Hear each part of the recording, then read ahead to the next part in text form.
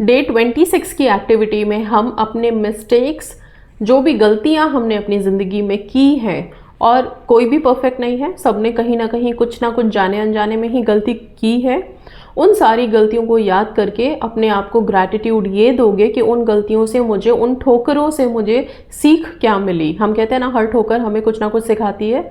तो बस उन गलतियों को याद करना है और अपनी सीख के लिए, जो आपको सीख मिली है, उसके लिए आपको यूनिवर्स को थैंक यू बोलना है।